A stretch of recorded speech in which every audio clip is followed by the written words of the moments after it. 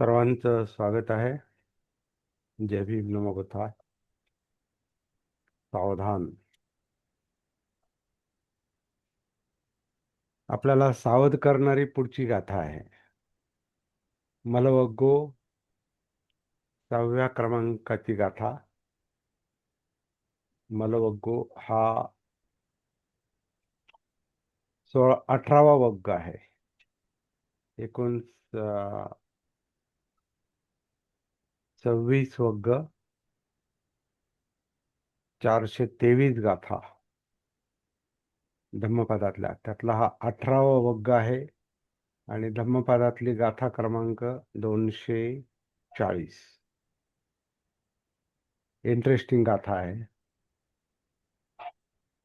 अयसावमलं समुत्थितं तदुत्थाय तमेव खादति एवं अतिधोनचारिणं सक्कम्मानि नयन्ति दुर्गतिं. ज्याप्रमाणे लोखंडावर जमलेला गंज त्याच्यातूनच उत्पन्न होतो आणि त्यालाच खातो, त्यालाच नष्ट करतो, लोखंडालाच. त्याप्रमाणे अतिचंचल माणसाला त्याचे स्वतःचे कर्म दुर्गतीला घेऊन जातात. काही शब्द जे आहेत ना ते इकडे तिकडे झालेले आहेत. पालीतले पण शब्द थोडे जे तुम्हाला पाठवलं, म्हणजे ज्या धम्मपदाचा मी आधार घेतो, त्या धम्मपदातला शब्द चुकीचा दिसतो. कारण मी इतरत्र पाहिलं तर तो शब्द वेगळा आहे आणि तो मला बरोबर वाटतो. तो आहे सानी कम्मानी, असं तुम्हाला पाठवलं आपला ग्रुपमध्ये. एवं अतिधोनचारिणं सानी कम्मानी नयंती दुर्गतिं. तर ते सानी कम्मानी नसावा तो शब्द, सक्कम्मानी आहे तो. कारण काय, त्याचा अर्थ पाहूया आपण. सुरुवातीपासून पाहू आधी. अयसाव अयसा अय अयस अयस म्हणजे लोखंड. अयसाव म्हणजे लोखंडाचाच मल, हा मलवग्गो आहे. आता मल याचा अर्थ गंज पण आहे बघा. लोखंडावरचा मळ म्हणजे गंज आहे. गंज.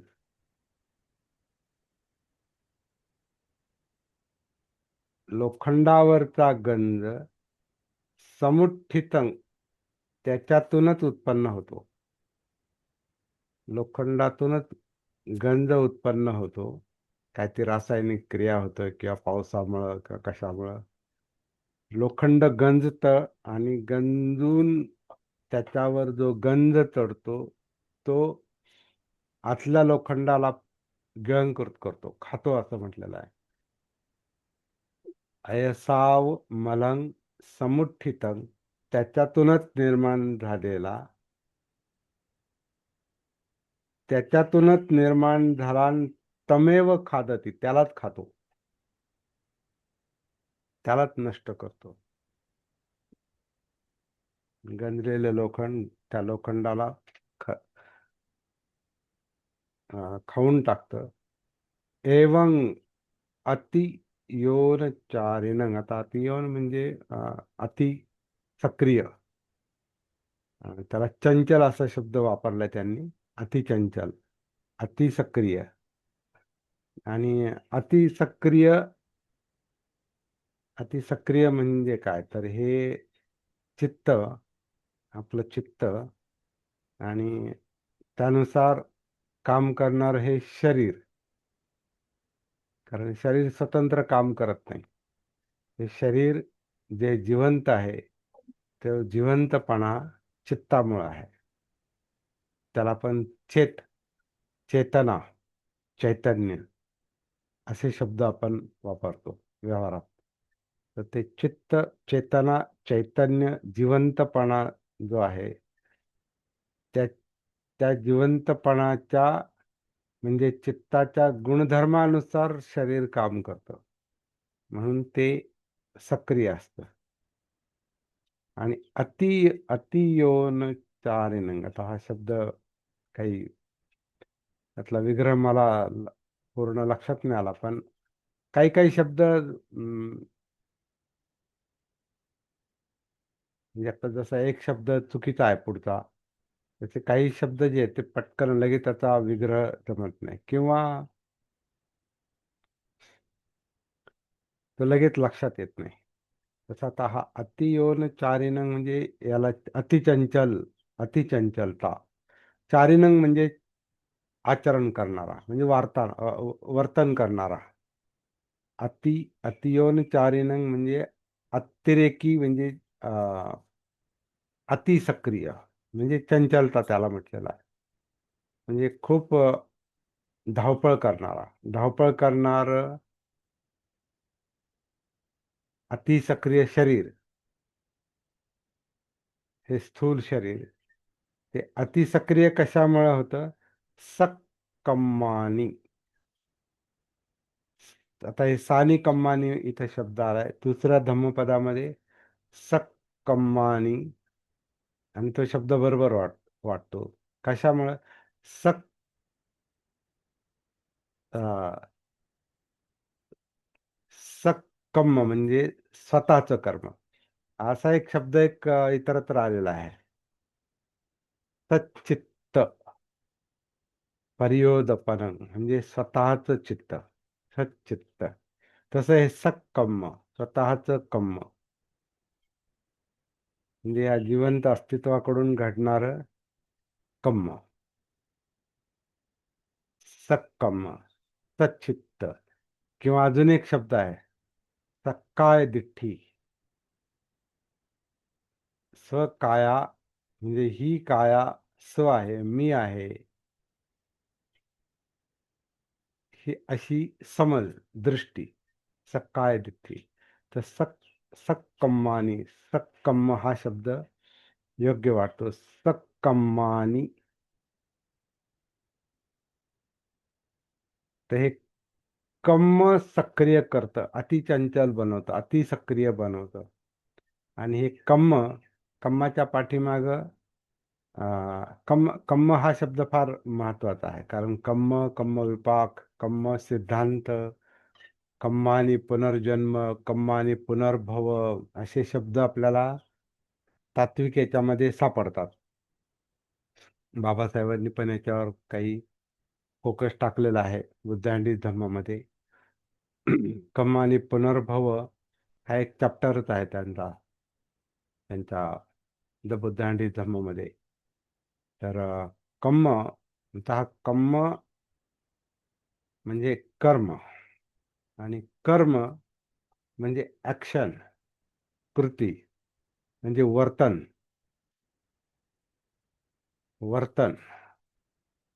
आणि ते वर्तनामध्ये अतिचारिणं म्हणजे अतिवर्तन, अतिरेकी वर्तन, म्हणजे चंचलता. असं ते शब्दांचं हे आहे, ते आपण त्याच्यातून समजून घ्यायचं ते काय म्हणायचं याच्यामध्ये. तर सक्कम्मानी, स्वतःचे कम्म जर अतिरिक्त असतील, म्हणजे अर्थात अतिरिक्त काय, कशामुळं? तृष्णेमुळे.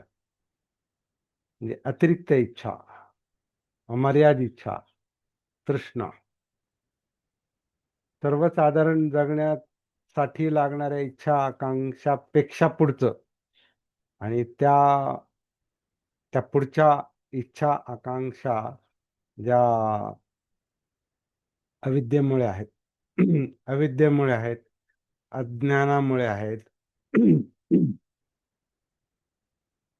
जगण्याचं भान नसल्यामुळे आहे. म्हणजे कायेचं भान नाही, जाणीवांचं भान नाही, बोलण्याचं भान नाही, जाणीवांचं भान नाही, चित्ताचं भान नाही, विचारांचं भान नाही, म्हणजे अविद्या. आणि अविद्येमध्ये कम्म म्हणजे संस्कार. परत, कारण संस्कार, त्या कर म्हणजे कम्मत आहे ते. संस्कारामध्ये कर म्हणजे कम्मत आहे, कर्म आहे. कर्म म्हणजे ऍक्शन आहे, कृती आहे. जे कृती करायला भाग पाडतात ते संस्कार. आणि ते जर अतिरेकी असतील, ते जर त्याच्यामध्ये जर अतिशयोक्ती असेल, खूप असेल त्याच्यामध्ये, खूप जेवढी जास्त तृष्णा तेवढं ते मन, ते चित्त चंचल, तेवढे विचार चंचल, आणि तेवढी कृती चंचल, तेवढं शरीर अस्वस्थ आणि चंचल राहतं, तेवढी वाणी चंचल राहते. कारण ते चित्त चंचल आहे, कारण ते मन चंचल आहे. संस्कारामुळे संस्कारामुळे कर्म आहेत, कर्म आहेत, ऍक्शन आहे, कृती आहे. ही जैविक प्रक्रिया आहे. जीवन याच्यावरच चाललेलं आहे, कर्मावर चाललेलं आहे. आपण जे कर्म करतो त्याच्या पाठीमागे आपलं चित्त असतं, आणि अर्थातच विचार असतात. कारण विचार म्हणजे मनोधम्म, त्याला चित्त जोडलेलं आहे, त्याचा एक भाग आहे तो, ज्याच्यातून कर्म निर्माण होतात, कृती, ऍक्शन, वर्तन निर्माण होतं.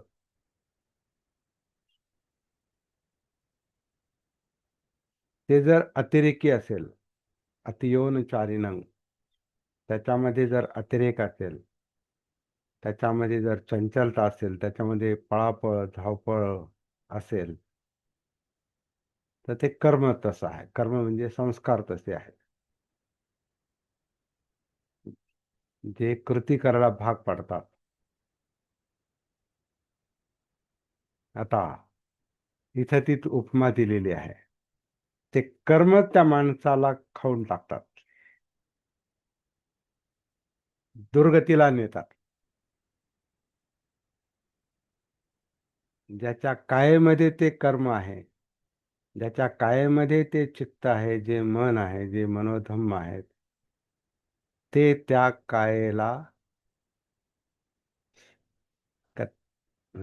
खतम करतात.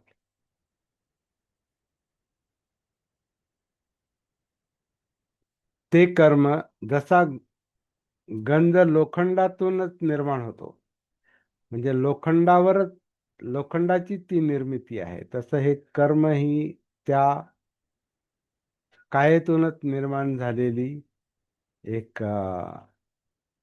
कायेमध्येच उद्भवलेली. ऍक्च्युली काया हे चित्ताचाच परिणाम आहे, आधी नाम मग रूप.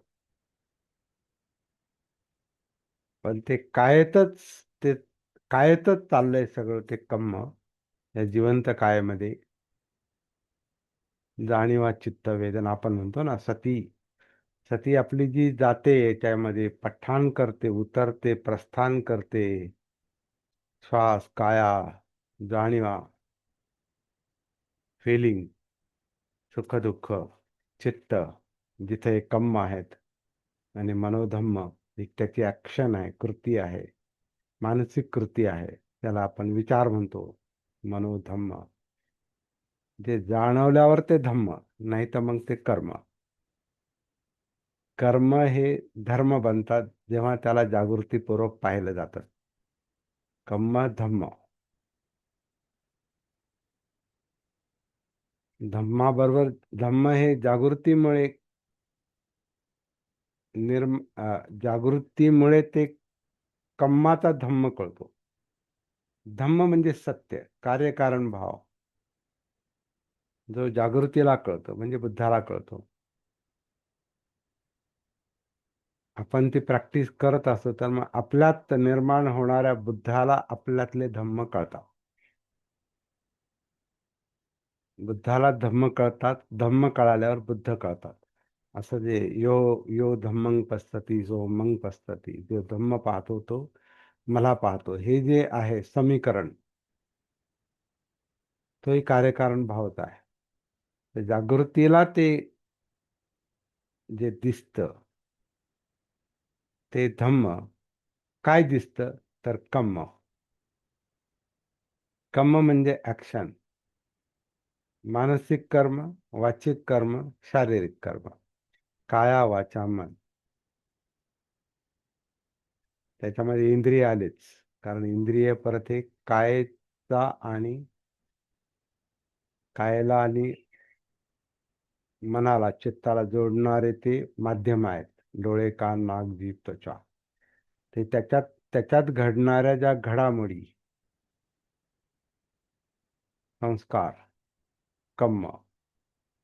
कर्म सती त्याचं जर भान असेल तर ते धम्म असं, म्हणजे मला त्याच्यावर ते विचार करता करता असं जाणवतं की कर्मच धम्म बनतात. कर्म म्हणजे कृती, धम्म म्हणजे त्या कृतीचं ज्ञान, प्रज्ञा,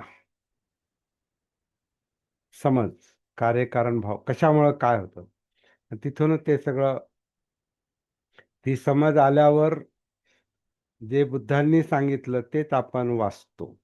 किंवा आता हे तर समजा हे धम्मपद आहे किंवा प्रतित्य समुत्पाद आहे. तर प्रतित्य समुत्पाद हे कम्मच सांगतात. अविद्या पच्चया संखारा, अविद्येतून निर्माण होणार कर्म, संस्कार, संस्कारातून पुढं सक्रिय होणार विज्ञान, म्हणजे अं, सहा विज्ञान. चक्षु, चक्षुमधला जिवंतपणा, विज्ञान जे मनाला जोडलेलं आहे. चक्षु विज्ञान, श्रोत्र विज्ञान, घ्राण विज्ञान, जिव्हा विज्ञान, विज्ञान, काया विज्ञान, मनोविज्ञान. ते संस्कारामुळे ते विज्ञान सक्रिय होतात आणि मग नामरूप, बॉडी, माइंड, शरीर, ते विशिष्ट शरीर, विशिष्ट नाम.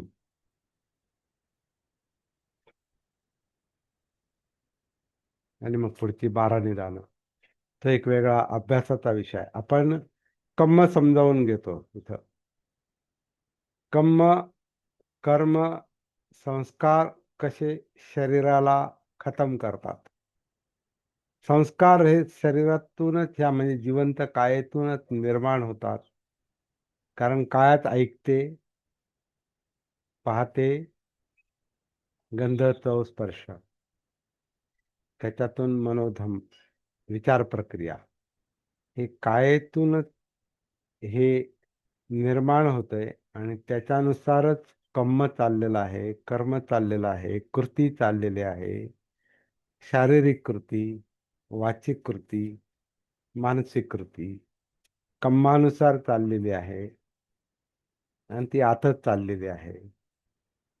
त्याच्यामध्ये अतिरेक जर असेल, अतियोनचारिणं, अतिरेकी वर्तन असेल, आणि ते वर्तन कशामुळे होतं? सती नसल्यामुळे, भान नसल्यामुळे, अविद्येमुळे, अज्ञानामुळे.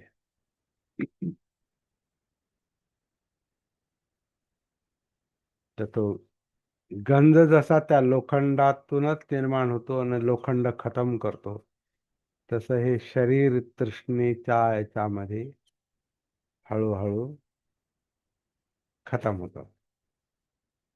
कदाचित त्यामुळेच म्हातारपण येतं किंवा त्याच्यामुळेच वय वाढतं. त्याच्यावरच ती तृष्णा जगते आणि त्याला म्हातारं पण करते आणि मारून पण टाकते, म्हणून मृत्यू. असं ते समीकरण दिसते आता ह्याच्यातून. धम्म ही फार शॉकिंग गोष्ट वाटायला लागली आता. जेवढं आपण अंतरंगामध्ये शिरतो, तेवढं ते काही गोष्टी भयंकरच वाटतात. पण सत्य आहे. दुःख आहे, दुःख म्हणजे भयंकरच आहे. यातना, तडफड, फडफड, आदळापड, रडारड, छाती बडवणं, काय ते बरेच त्याचे दुःखाचे जे प्रकार आहेत. लोळणं, म्हणजे ज्याला जेवढ्या यातना जास्त असतात तेवढं, तेवढे ते प्रकार असतात यातनेचे. एखादा फारच जर्जर झालेला आहे तर गडबडा लोळतो. तोंड जोडून घेतो, छाती बडवून घेतो, आदळापट करतो, शिवीगाळ करतो, मारहाण करतो प्रसंगी, स्वतःला मारतो नाही तर दुसऱ्याला मारतो.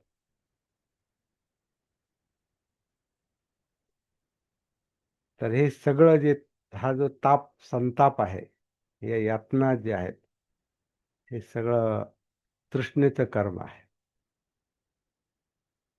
आणि जो एवढा ताप ताप घेतो देतो, त्याची तृष्णा ही त्याला खतम करते. मग असा माणूस कधी शांत नसतो, शांत राहूच शकत नाही. तर तिथंच त्या आदळआपटीमध्ये, त्या त्रासामध्ये तो मरणपंथाला, म्हणजे आधीच चाललेला असतो हळूहळू, तर त्याला वेग येतो आणखी. म्हणून हे सगळे कम्म जागृतीच्या फोकसमध्ये आले पाहिजेत. म्हणून कायेत उतरा म्हटलेलं आहे. म्हणून कायानुसती. ती लवकर सापडत नसेल तर मग श्वास. कायेत उतरलाय श्वास दिसणारच आहे, पण ते जरा वेगळं करून सांगितलंय. कायेत जर डायरेक्ट जाणीवांच्या आधारे उतरता येत नसेल, तर मग श्वासाची हालचाल पहा, जी कायेत चाललेली आहे. मग त्या अनापान सतीतून कायानुसती, जिवंतपणा, सुखदुःख, जाणीवा सुखदुःख, आणि कम्माला जन्म देणार, वर्तनाला जन्म देणारं चित्त, ज्याच्यात लोभ आणि द्वेष आहेत. पाहिजे पाहिजे पाहिजे पाहिजे पाहिजे, नको नको नको नको नको नको नको म्हणेपर्यंत ते नको नको चाललेलं असतं. नाही नाही म्हणेपर्यंत ते नको नको ते चाललेलं असतं. आणि इकडं पाहिजे पाहिजे पाहिजे, लोभ आणि द्वेष. तृष्णेची दोन रूपं आहेत, दोन्ही घातक आहेत, दोन्ही विध्वंसक आहेत. एक आनंदाच्या दिशेनं नेतं तात्पुरत्या, एक दुसऱ्या दुःखाच्या दिशेनं नेतं, लोभ द्वेष. म्हणजे दोन्हीचे सुखदुःख साठवलेले आहेत, किंवा परिणाम, विपाक, हे लोभात आणि द्वेषात दोन्हीतही सुख दुःख आहेत. कारण पाहिजे मध्ये मिळालं तर सुख मिळतं, नाही मिळालं तर दुःख होतं. नको मध्ये तसंच परत झालं तर दुःख होतं. नको सारखं जर, जे मला नको आहे ते जर बाजूला झालं किंवा खतम झालं, दृष्टीआड झालं, हा त्याला बरं झालं, मला ते नकोच होतं, मी त्याच्यात एक सुख मिळतं, ते नकारात्मक सुख आहे. हे नकारात्मक, दोन्ही ते नकारात्मक सुख दुःख आहेत, कारण दोन्ही टिकून राहत नाहीत, दोन्ही निगेटिव्ह आहेत. खरं म्हणजे दोन्ही निगेटिव्ह आहेत, कारण दोन्ही टिकून राहत नाही. लोभातलं सुख आणि दुःख दोन्ही टिकून राहत नाहीत. द्वेषातला सुख दुःख टिकून राहत नाही, कारण चंचल चित्त हे गतिशील आहे, चित्त हे अनित्य आहे. त्याच्यातल्या इच्छा तृष्णा ह्या कधी तृप्त होत नाहीत, नेव्हर. आणि कर्म तर चालूच राहतं, कृती तर चालूच राहते. आणि ती कोणाच्या जीवावर चालू राहणार? शरीराच्या जीवावर. शरीरावरच ते पोचतात, शरीरावरच तृष्णा पोचतात, इच्छा आकांक्षा पोचतात, आणि शरीरालाच खाऊन टाकतात. कारण त्या जगणार कशाच्या आधारावर? मार हा पण शरीरावर जगतो, आणि बुद्धाचे अस्तित्व ह्या शरीरावरच अवलंबून आहे. म्हणजे माराच्या आधारावरच बुद्ध आहे, कारण बुद्ध शेवटी काय, माराचं युद्ध आहे, माराला पाहणारी शक्ती आहे. नाही तर बुद्ध काय पाहणार? बुद्ध मारच पाहणार. दुःख देणारी जी शक्ती आहे, ती यातना, ते ती जागृती, ती बुद्ध पाहणार, आणि ह्याचं अस्तित्व मग दिसेन असं होतं सतीमुळे. आणि बुद्ध नसतील तर मार म्हणजे तृष्णा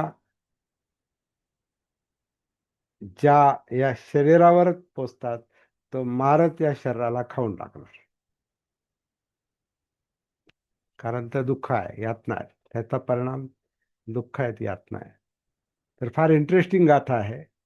लोखंडातून निर्माण होणारा गंज जसा त्या लोखंडाला खाऊन टाकतो, त्याप्रमाणे अति अति अति अति आ, अति सक्रियता म्हणजे चंचलता, त्याला म्हणजे अति अति अतिगती, गतिमान, गतिशील, अतिरेक. आणि तो अतिरेक तृष्णेमुळे होतो, कम्मामुळे, तृष्णेतल्या कम्मामुळे ती व्यक्ती, असं म्हटलेलं आहे, नयंती दुर्गती, दुर्गतीला जाते. आता दुर्गती म्हणजे दुःखाच्या मार्गाने. आणि जिथं बुद्ध निर्माण होतात, जिथं जागृती निर्माण होते, तर ती सुगती, म्हणून बुद्धाला सुगत म्हटलेला आहे. मार हा दुर्गतीला नेतो, आणि बुद्ध हे सुगतीला, ते स्वतः सुगत आहेत. जागृती ही स्वतःच सुगतीला नेणारी आहे. बुद्ध कुणी व्यक्ती नाही, बुद्ध ही जागृत अवस्था आहे. सम्मा संबुद्धो, संपूर्ण जागृत. मग ते सिद्धार्थ गौतम असतील किंवा कोणी असेल, जो याच्यासाठी प्रॅक्टिस करतो, साधना करतो, त्याला समजतं कशामुळं काय होतं.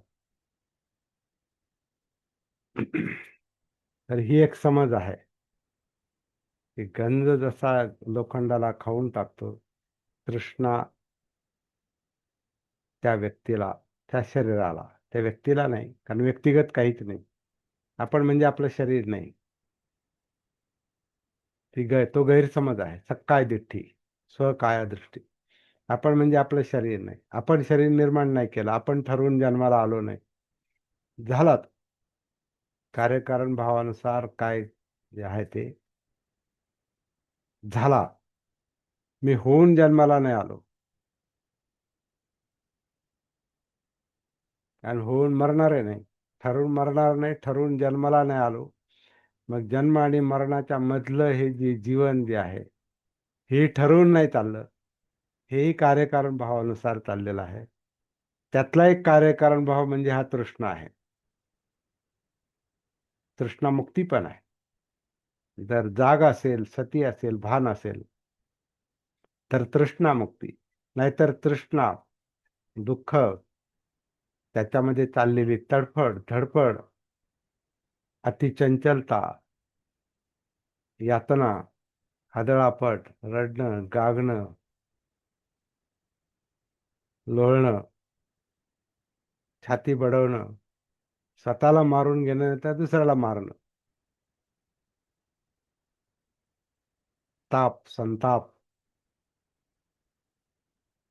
शिवीगाळ, मारहाण, युद्ध, विध्वंस. गंज लोखंडाला खातो. जसं आता जगामध्ये हा युद्धाचा गंज लागलेला आहे. आता जी भयकारक परिस्थिती जी निर्माण झालेली आहे, सगळंच सगळंच महाग होत चाललेलं आहे. सगळंच काय म्हणतात, सगळीकडून माणसं अडचणीतून येण्याच्या अवस्थेत आहेत. आपल्याला हार्ड डिस्क लवकर मिळत नाही, हार्ड डिस्क पाहिजे. काल हार्ड डिस्क बघायला गेलो, म्हणजे आता आपल्याला हे आपलं रेकॉर्डिंग सेव्ह होत नाही ना कॉम्प्युटरवर, तर ते कॉम्प्युटरची जागा संपली. तर आपल्याला बाहेर दुसरी हार्ड डिस्क, त्याच्यामध्ये आपल्याला सगळं कॉम्प्युटरवरचं काढून ते हार्ड डिस्कवर सेव्ह करायचंय. तर हार्ड डिस्क 1000 GB पाहायला गेलो, तर ती काल म्हणे 9000 लागते त्याला. म्हणजे 4 4,500 पूर्वी मिळायची, किंवा त्याच्यापेक्षा कमी मिळायची.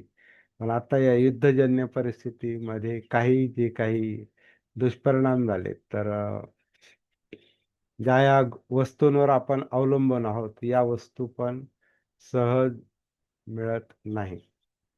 गॅसवर, पेट्रोलवर पण परिणाम झालेला आहे, हे आपण पाहतोच आहे.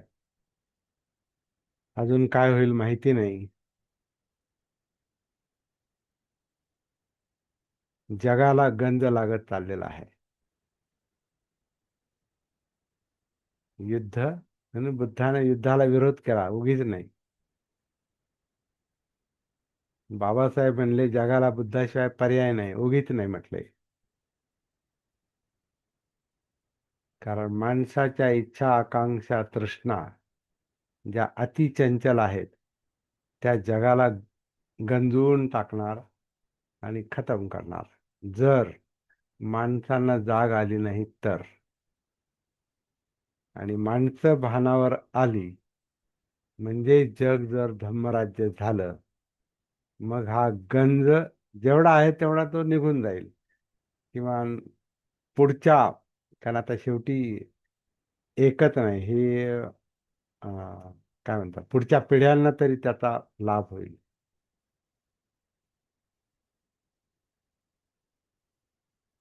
अस्पृश्यतेचा गंज,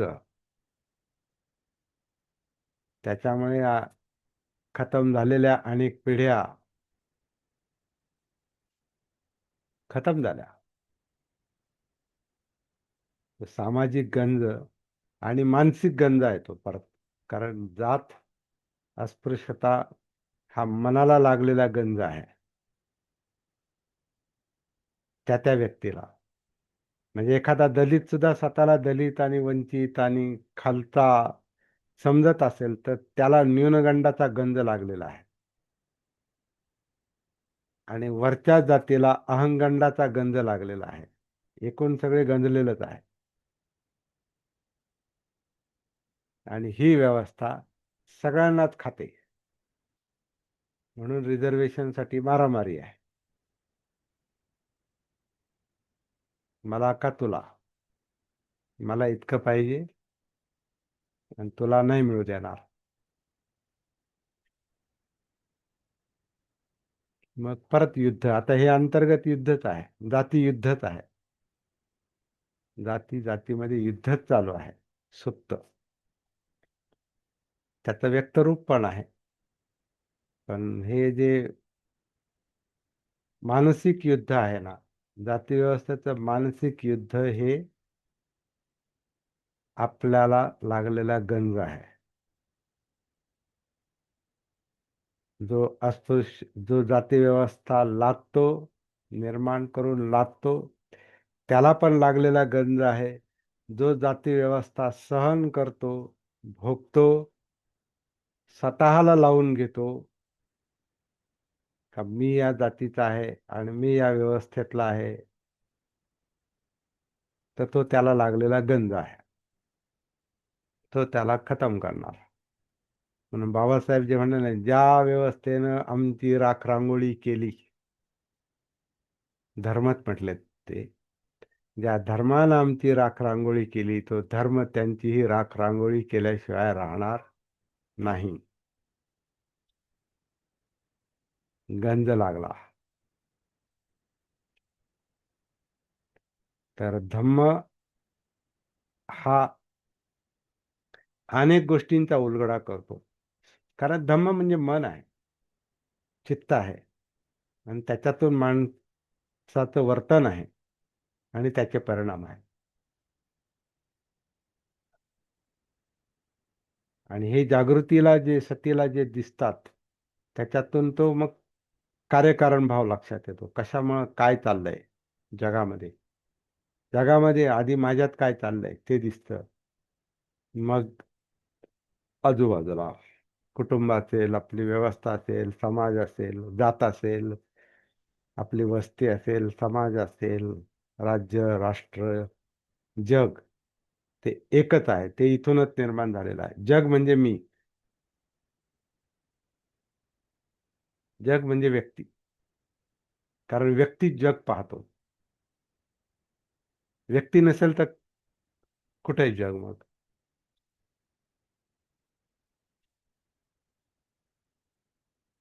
त्यामुळे ते म्हणतात ना, स्वतःवरून जग बघावं.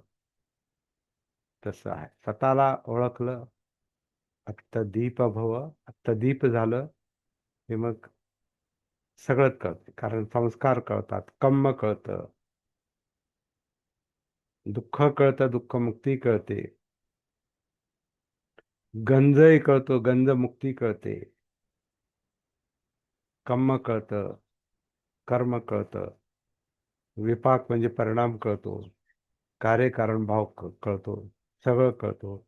एकच त्याच्यावर औषध आहे, ते म्हणजे बुद्ध, आणि बुद्ध म्हणजे जागृती आहे, सती, भान. तेव्हा जेव्हाच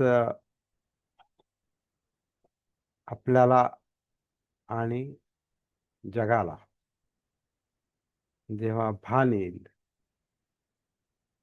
व्यापक पातळीवर, सोपं काम नाही ते, पण प्रयत्न तसाच केला पाहिजे, तसाच झाला पाहिजे.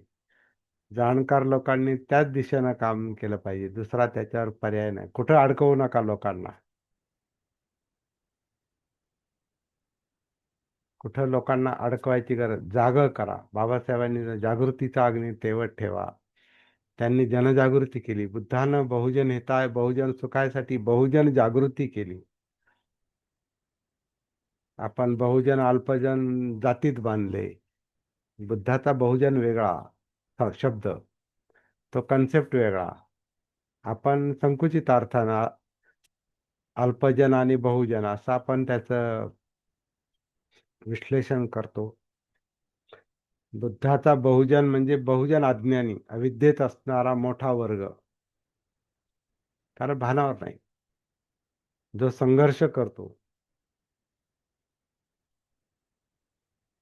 जो तृष्णेच्या जाळ्यात अडकलेला आहे,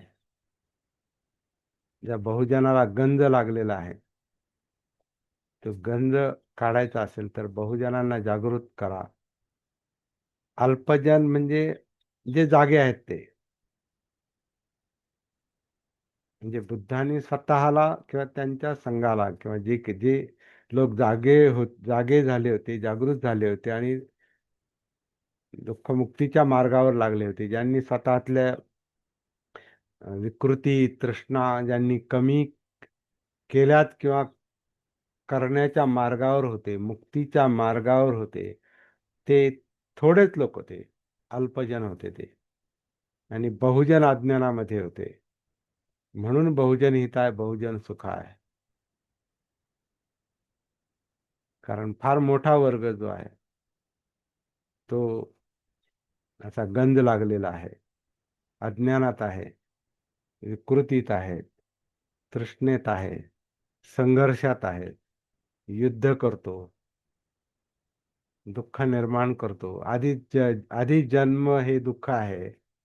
जन्म, जरा, व्याधी, मरण, प्रियांचा वियोग, अप्रियांचा संयोग, मनासारखं न होणं, हे आधी दुःखमय जीवन आहे. त्याच्यात अविद्याग्रस्त लोक, समाज जी परिस्थिती निर्माण करतात, ते अजून दुःखाच्या खाईमध्ये, दुःखाच्या दरीमध्ये जगाला लोटतात. आणि याच्यात सुशिक्षित वर्ग, ज्ञानी वर्ग, जो ज्ञानी आहे पण प्रज्ञावान नाही, तो वर्ग जास्त काम करतो. म्हणून सगळ्यांनाच भान येणं गरजेचं आहे. हा गंज, आता हा जागतिक गंज आपण पाहिला याच्या निमित्तानं, याची सुरुवात चित्तमलापासून आहे. मल व गो. पुढे आणखीन काही मळ सांगितलेले आहेत, आणखीन काही गोष्टी सांगितलेल्या आहेत, ते एक एक करून आपण पाहूया.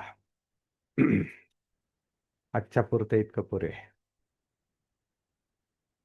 हम्म. हं, गाथा ही मनातील गंध जे आहे ते कसं कमी करता येईल हं, हं. असं मला याच्यातून लक्षात येतं. हा. आणि तृष्णा ही जशी माणसाला नष्ट करते, म्हणजे आपण याच्यामध्ये एक काय म्हणतो आपण त्याला, की तृष्णा, अतिरिक्त तृष्णा जी आहे ही माणसाला नष्ट करण्याकडे घेऊन जाते. हं. अतिरिक्त इच्छा म्हणजे तृष्णा. हं, हम्म. हं, म्हणजे स्वतःचेच कर्म दुर्गतीला घेऊन जातात असं एकंदरीत दिसतं. हं. बरोबर आहे.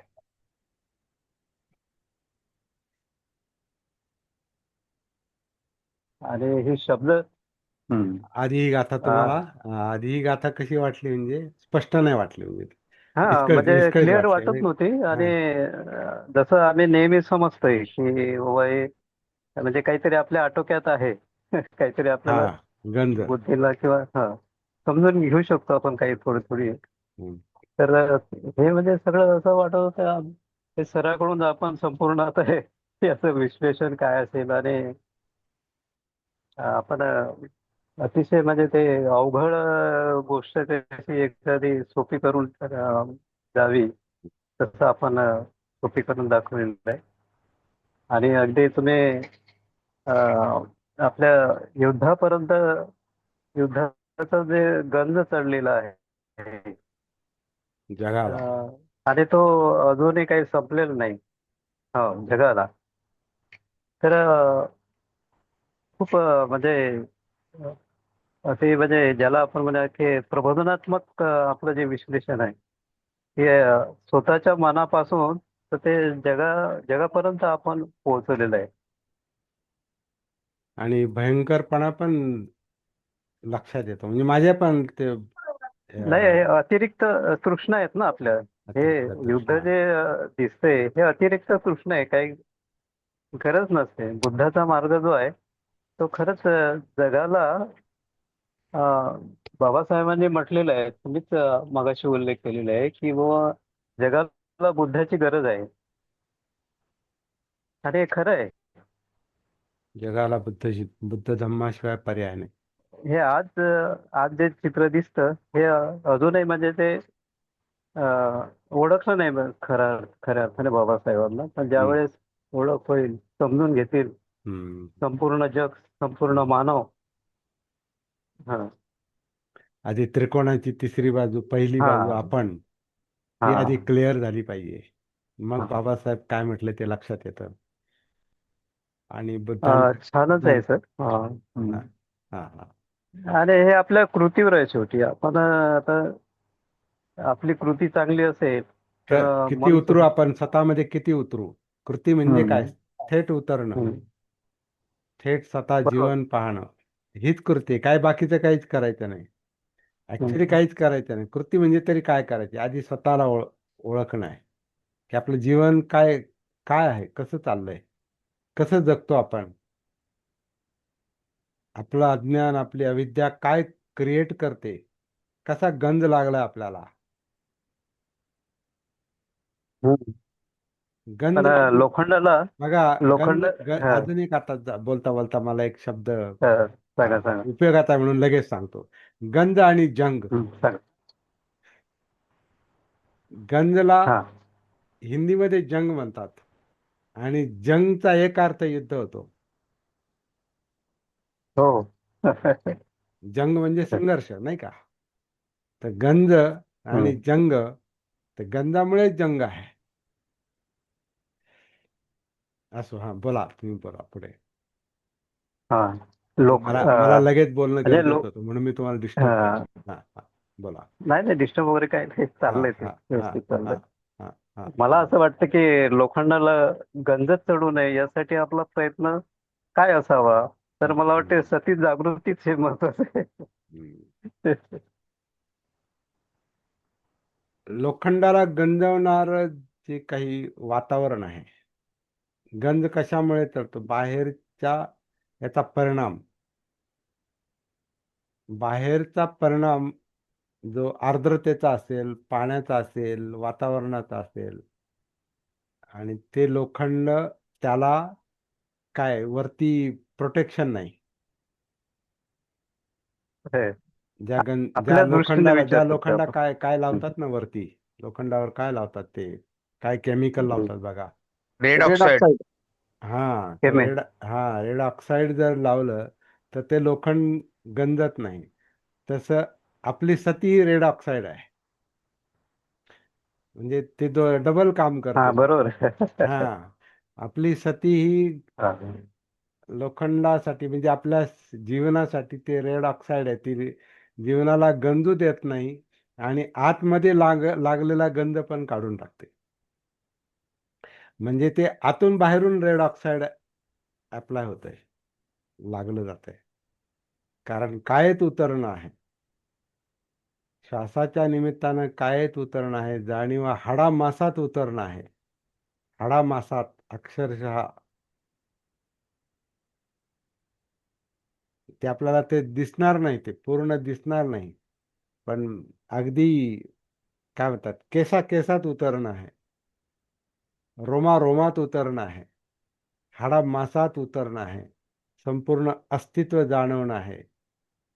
ती जागृती, संपूर्ण जागृती म्हटलं उगीच नाही.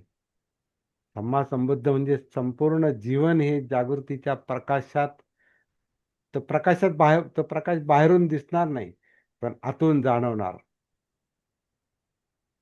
कारण त्या जाणीव आहेत. हा जाणीवांचाच अभ्यास आहे, जाणीवांची जागृती आहे. फिलिंग आणि जाणीवा या सर्वत्र आहेत. जिवंत अस्तित्वामध्ये सर्वत्र जाणीव आहेत. जाणीवांमुळेच आपलं जीवन चाललेलं आहे. जाणीवांमुळेच जीवन जाणवतं. जाणीवा म्हणजे जिवंतपणा.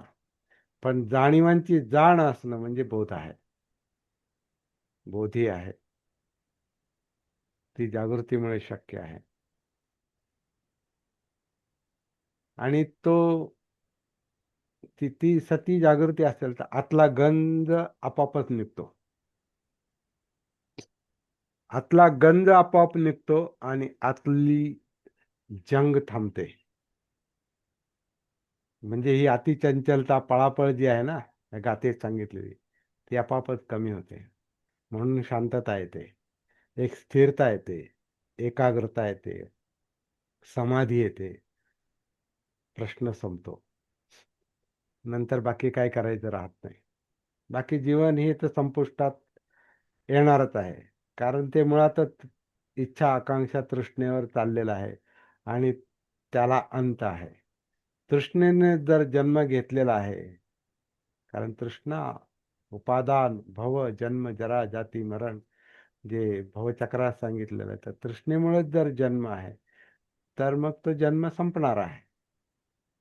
कारण तृष्णेचा गंध संपणार आहे. म्हणून बुद्धाला फार जणू काही आनंद झालाय खूप. आता जे करायचं ते केलं, ओझं उतरवलं. आता बुद्धाला पुन्हा पुनर्भव नाही. दुःख संपलं, तृष्णा संपली, तृष्णा मुक्ती मिळाली, मार गायब झाला, गंज कायमचा गेला आणि हे लोखंड जे निसर्गात आहे ते निसर्गाच्या ह्याच्यात ते विलीन होत आहे.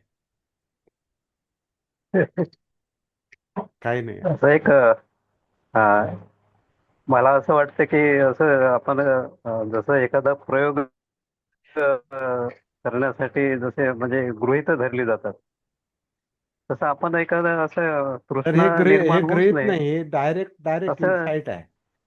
हे काल्पनिक गृहीत नाही. अ, जो जो माणूस प्रॅक्टिस करतो ना त्याला नाही एक हे. ठीक आहे. हं. हं, बोला बोला बोला. तुम्हाला अडवता कामा नाही खरं म्हणजे. मला परंतु काय नाही नाही होतं, काही गोष्टी अ, अशा असतात त्या अर्धवट काही सोडून दिल्या तर मग ते तसंच पुढे जाईल, म्हणून बोलतोय मी. काही सेकंद, काही मिनिटं व माझ्या मनात काही कुठलेच तृष्ण नाही असं गृहीत धरायचं आणि एक प्रयोग करून बघायचा हा, तृष्णा छोटासा. आहेच आहे म्हणून तर काय काम वाटतंय? करावं लागतं. मुळात तृष्णा आहेच म्हणूनच काम करावं लागतं. तृष्णा नसता तर मग काय काम आहे आपल्याला. तृष्णा नाही तर मग दुःखमुक्ती नाही, दुःख कारण नाही. दुःख नाही तर मग काय काम आहे आपल्याला, सांगा. दुःख प्रवास आहे आहे. म्हणून तर काम आहे ना. अस्पृश्यता आहे म्हणून बाबासाहेबांना कामाला लावलं ना त्याने. आणि दुःख आहे, युद्ध आहे, कल्पना केली मी फक्त. अं? नाही, बोला बोला तुम्ही. शाक्य कोलियांनी युद्ध छेडलं म्हणून तर सिद्धार्थ गौतमाला कामाला लावलं ना त्यांनी. आणि मुळात ते म्हटले नाही, मी ही हा ये जंग का गंज नहीं चाहिए, जंगाचा गंज नाही पाहिजे. पण त्याच्यावर हे सगळं जीवसृष्टी जी आहे ना, हे जंगच आहे. जीवन हा संघर्षच आहे. जीवन हे युद्धच आहे.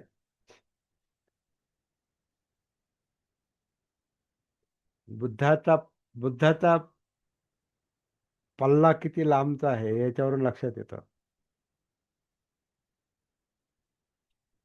उगीच बाबासाहेब म्हटले नाही, ते फार पुढे आहेत ते. बाबासाहेबांचे अनुयायी बाबासाहेबांना म्हटले, कशाला बुद्ध धर्म तुम्हाला पाहिजे म्हणे, तुम्ही स्वतः तुमचा धर्म काढा म्हणे. ते म्हणे तुम्ही बुद्धाला ओळखत नाही. म्हणजे बाबासाहेबांनी ओळखलं होतं बुद्धाला. ते आपल्यापर्यंत आलं नाही, बाबासाहेबांना आयुष्य न मिळाल्यामुळं. तर ते आपल्याला शोधावंच लागेल. अस्तित्व टिकवून ठेवायचं असेल, काही जगाचं हित आपल्या हातून थोडंफार होणार असेल, जगाचं सोडा, आपल्या समाजाचं बघा. समाजाचं सोडा, आपलं स्वतःचं बघा. म्हणजे स्वतःच्या कुटुंबाचं बघा. कुटुंबाचं सोडा, स्वतःचं बघा. कारण स्वतःचं हित साधल्याशिवाय काय कुटुंबाचं आणि जगाचं करणार आहे आपण. स्वतःला गंज लागला आणि जगाचा गंज दूर करायला निघालो, अवघड आहे ते. आणि अशी जागी झालेली, अष्टदीपो भव.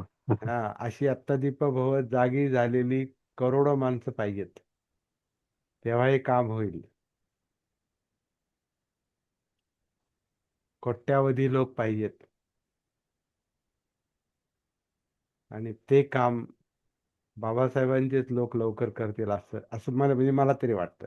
कारण त्यांनी जे स्पष्ट जो एक मार्ग दाखवलाय ना, स्वतःच्या अनुभवातून, परिस्थितीतून, भारतात तर त्याला पर्याय येत नाही त्या गोष्टीला. कारण दुसरं कोणीही अशा पद्धतीनं बोललं नाही. बाबासाहेबांचे शब्द, भाषण, बुद्ध अँड धम्म पण त्यांनी काय असं पूज्य ग्रंथ म्हणून नाही लिहिला. परीक्षण करा म्हणतात, त्याचा विचार करा. त्रिपिटकाला त्रिपिटकाला पण त्यांनी सोडला नाही. कारण त्रिपिटक काय कोणी बुद्धांनी लिहिलेलं नाही, ते इतरांनी लिहिलंय. त्याला थोडाफार गंज लागलेला आहे, बराचसा लागलाय. आणि त्या गंजाखाली बुद्ध आणि धम्म दडपला गेलेला आहे. आणि नुसतेच कर्मकांड वर आलेली आहेत. म्हणजे बुद्धाचं कर्मकांड तत्वज्ञान. हा पण गंजच आहे परत, हा. नाही, बुद्धाचं तत्वज्ञान हा, खऱ्या अर्थाने आपल्याला परिपूर्ण मिळालंच नाही. मिळालं नाही. मिळालं नाही म्हणजे आपल्याला आता त्या त्रिपिटकामध्ये संशोधनाचाच विषय झाला ना तो. म्हणूनच आपल्याला ते करावं लागतं. आणि हे करायला उत्तेजन दिलंय बाबासाहेबांनी फक्त. हम्म. बाकीच्यांनी काय केलं, इकडून घमेले उचलले आणि इकडे टाकलेत. संस्था, संघटना, संघ नावाच्या गोष्टी, विपස්සना, आणखीन काय असेल ते इकडचे घमेले उचलून इकडे टाकलेत. बाबासाहेब म्हणतात, नाही, काय उचलताय ते पहा आधी, त्याचं परीक्षण करा, जे कामाचं आहे तेच घ्या. म्हणून आपण ते नाकारू शकत नाही. त्रिपिटक किंवा बाकी परंपरा आपण नाकारू शकत नाही, पण 100% स्वीकारू पण शकत नाही.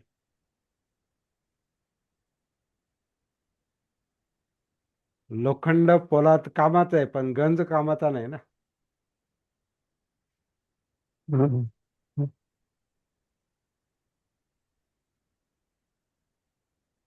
गंजासकट आपण लोखंड घेतलं आणि तसंच आपण आपल्या याला लावलं, काय म्हणतात, आ, इमारतीला.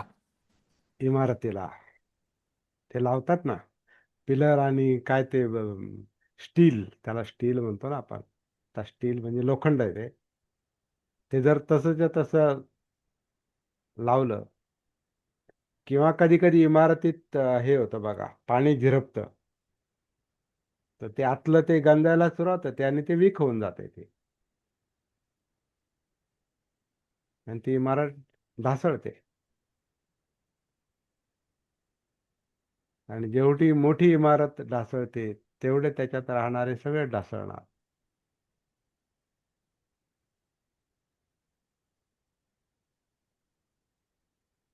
आपण हे वर्णव्यवस्थेचा गंज लागलेल्या इमारतीत राहतो, अजूनही बराच मोठा वर्ग.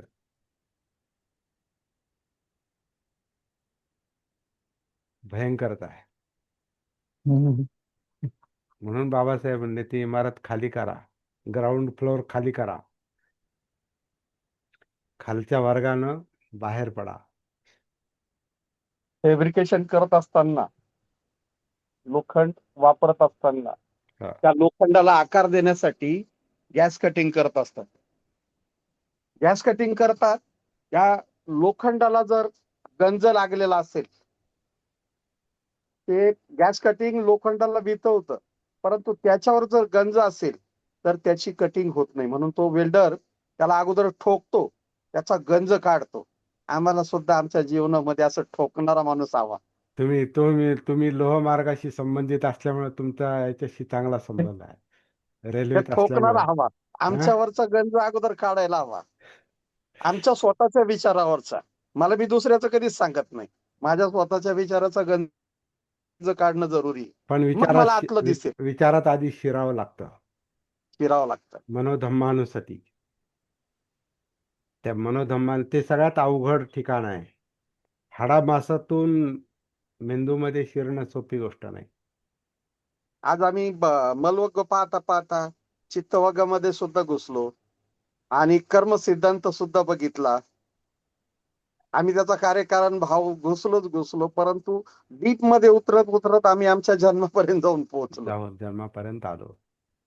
परत तिथेच म्हणजे आम्ही आलो त्या ठिकाणी, परत म्हणजे ते आम्हाला जे पाहायचंय तिथपर्यंत. आणि सगळ्यात अवघड गोष्ट आहे सर, मला स्वतःला ओळख नाही, सगळ्यात गोष्ट अवघड गोष्ट आहे.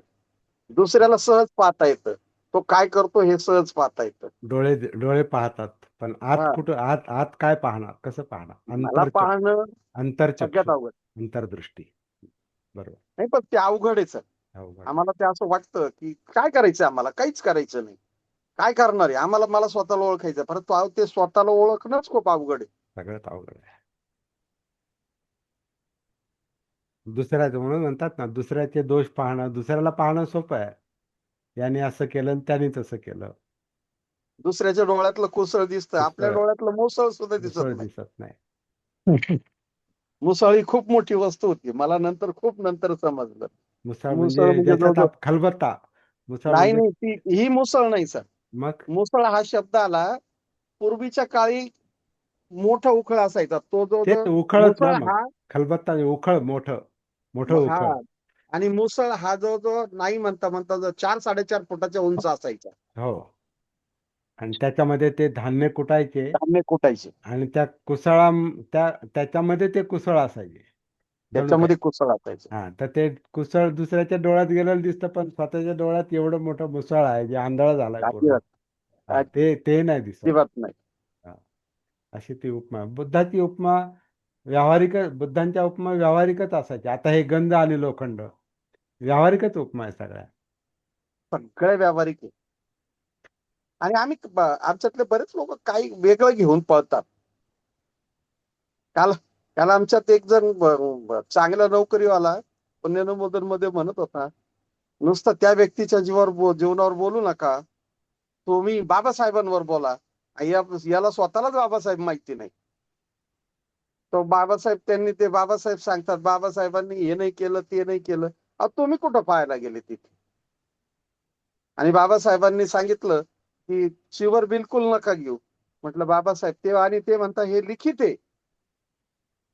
म्हणजे आम्हाला जे माहिती नसतं ना, स्वतःला ओळखायला अगोदर जे शिकणं, मला मी काल आठवलंय मला मला स्वतःला ओळखणं शिकलं पाहिजे. मी बोलताना अगोदर दुसऱ्याला बोलत असताना मी मला स्वतःला ओळखलं पाहिजे, मी त्यात काय आहे.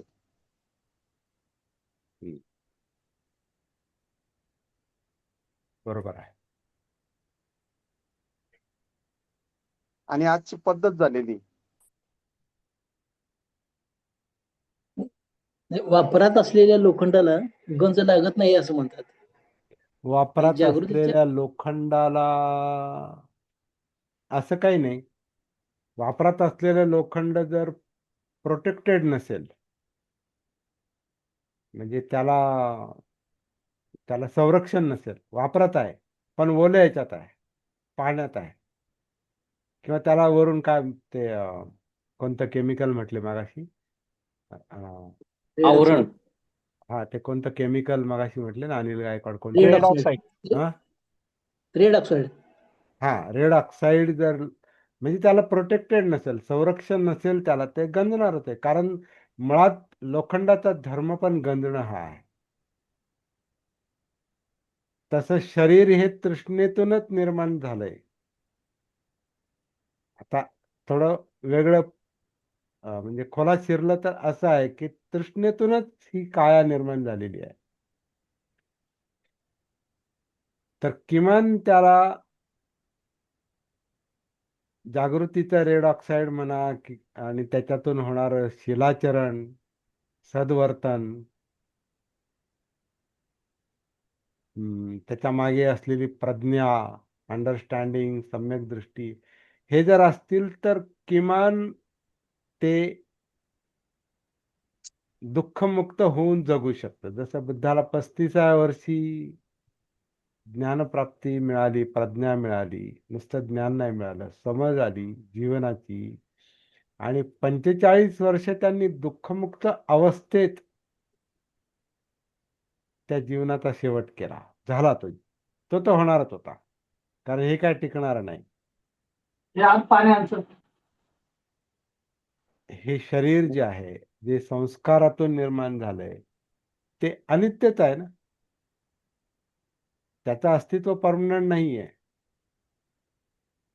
त्यामुळे त्याच्याशी निगडित असलेला दुःखही ते परमनंटच राहील, जर ते जागं झालं नाही तर. ते शरीर, ती काया, ते जीवन जागं झालं नाही तर त्याच्याशी जखडलेलं दुःख हे मरेपर्यंत राहील. पण बुद्धांच्या ही गोष्ट लक्षात आली की नाही गड्या, हे नुसतं दुसरीकडे लक्ष देऊन आणि ध्यान करून हे प्रश्न सुटणार नाही, ते त्याच्यात उतरावं लागेल. हो हो हो.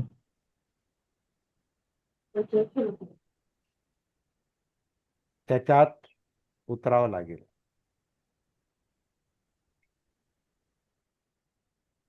आणि मग सतीपट्टांचा मुद्दा निर्माण झाला असा असणार आहे. नॅचरली निसर्ग आहे तो. अस्तित्वाची जाग आली, जीवनाची जाग आली की पूर्वीचा कार्यकारण भाव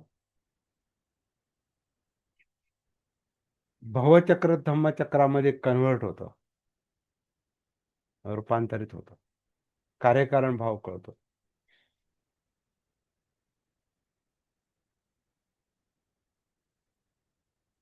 बाकी ज्या मार्गाने हे जीवन अस्तित्वात आलं, याचा विलय होणं, नष्ट होणं, याला मरण येणं हे ठरलेलं आहे. याला तुम्ही याला काही करू शकत नाही. पण दुःखाची परंपरा संपते, दुःखाचं अस्तित्व संपतं. हे लॉजिक नाही, तर्क नाही. हा तर्क नाही, हे वास्तव आहे.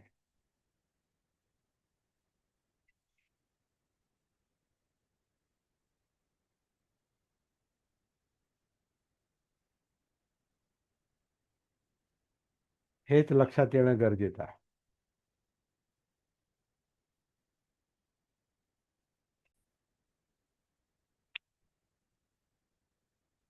सतीमधून आपल्याला धम्म कळतो, जीवन कळतं, आणि जीवन कळाल्यानंतर त्यातल्या ज्या दुःख देणाऱ्या, यातना देणाऱ्या गोष्टी आहेत, त्याच्यातून हळूहळू सुटका व्हायला सुरुवात होते. मग कुंठित झालेली, ब्लॉक झालेली, गंज लागलेली ऊर्जा ही फ्री होते.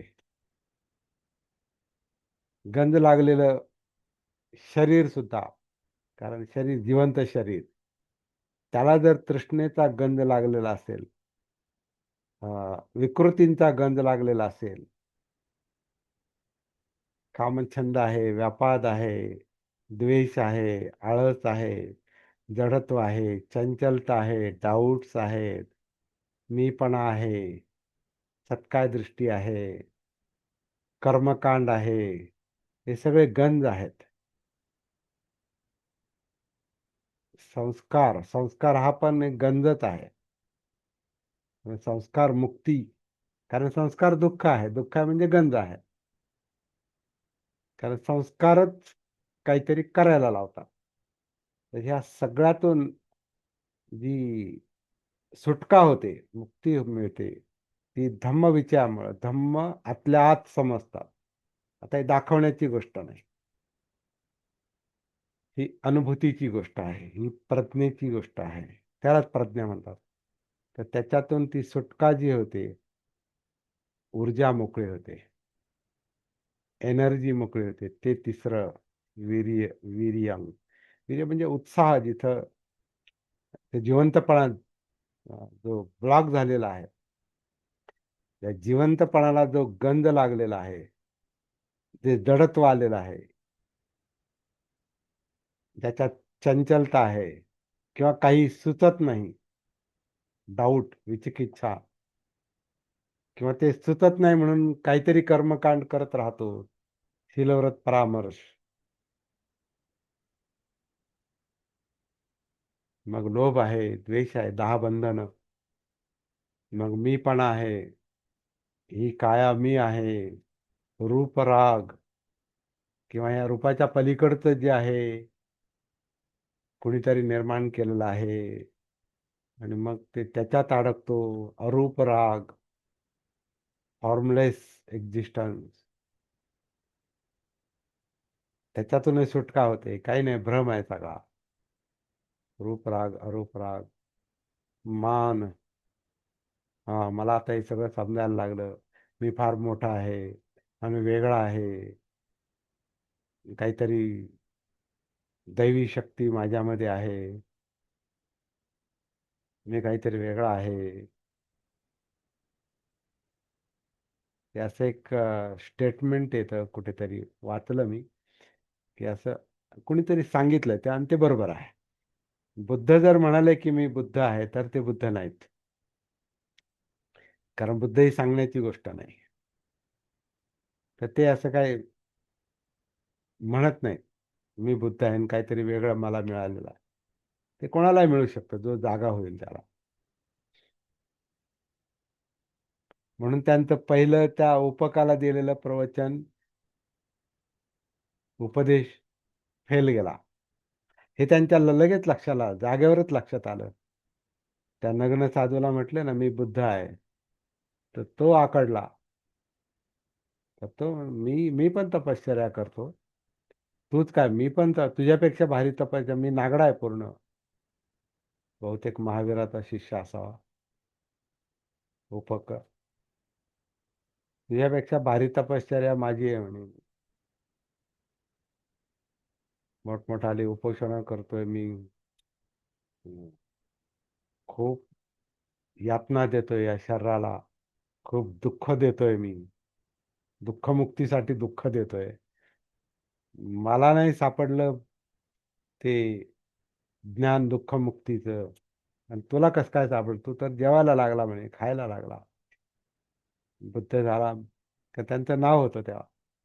तर सुजाताचं अन्न खाऊन त्यांना जी ऊर्जा मिळाली, चिंतन सुरू झालं, मग पूर्वानुभवांचं परीक्षण, धम्मविचय सुरू झाले, जाग आली, धम्मविचय सुरू झालं, की काय केलं आधी, कुठं फसलो,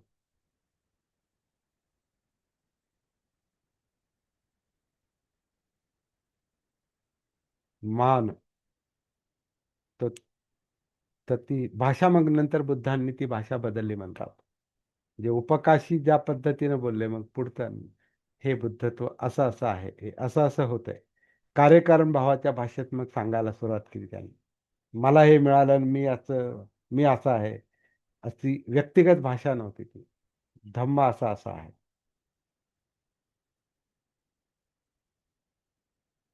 आणि मग उद्धटपणा आपोआपच त्याच्यातून कमी होतो. मान नसेल तर उद्धटपणा कमी होतो. मान, औद्धत्य, काय ते 9वा अडथळा आहे. आणि 10वं जे आहे की सगळं ते पूर्ण अज्ञानच गेलेलं आहे. ते म्हणजे अविद्या संपली, पूर्ण प्रकाश पडला. मग तिथं मग त्यांची पुढची वेगळीच भाषा सुरू झाली बुद्धांची. असं हे चला बोलता बोलता सप्तबुद्धांगे आपण घेतलं आणि 10 बंधनं, 10 संयोजन, सगळ्या गोष्टी एकत्रच येतात. जेव्हा आपण धम्माचा अभ्यास करतो तेव्हा वेगवेगळ्या वाटणाऱ्या शिकवणी या एकच आहे ते लक्षात येतं. त्यामुळे गागर में सागर अशी एक अवस्था नंतर येऊ शकते. किंवा सागर गागर पण नाही. बुद्धांचं तर म्हणणं असं आहे की सागराची चव ओळखायची असेल तर नुसतं त्याच्यात बोट बुडवलं आणि चाखलं तरी कळतं त्याची चव कशी आहे. लवणाची, खारटपणाची. त्याला गागरीची पण गरज नाही, म्हणजे घागर नाही पाहिजे त्याला. एक थेंब थेंब पण नाही, थोडासा स्पर्श जिभेला, हा, ही मुक्ती. तशी धम्माची थोडीशी जरी चव चाखली तरी अख्ख्या धम्माची, सगळं जे काय ग्रंथ त्रिपिटक काय असेल ते बुद्धाच्या सगळ्या धम्माची चव एका छोट्याशा अनुभवातून लक्षात येते. विमुक्ती जर समजली, विमुक्ती, टेस्ट ऑफ फ्रीडम, विमुक्तीची चव म्हणजे विमुक्तीचा अनुभव थोडासा जरी आला, थोडासा जरी ब्लॉकेज निघालं, थोडासा जरी गंज निघाला, तरी गंज कसा सगळा जाऊ शकतो हे लक्षात येतं. आणि मग सगळंच निघतंय, ते मोकळंच होतं. निब्बाण, विमुक्ती.